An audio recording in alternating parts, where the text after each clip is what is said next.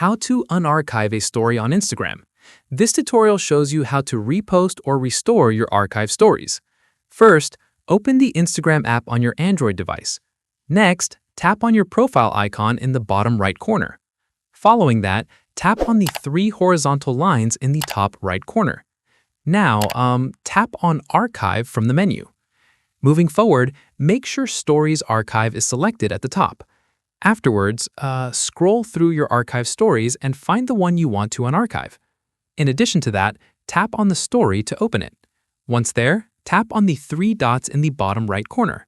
Subsequently, you'll see options like Share as Post or Add to Highlights. Moreover, tap on Show on Profile or Share to Story to repost it. Afterwards, if you choose Share to Story, the story will be posted again for 24 hours. Then you can also add it to highlights to keep it permanently on your profile. And that's it. If this unarchived guide helped you restore your stories, give it a like, subscribe for more Instagram tips, and tap the bell icon for updates. See you in the next one.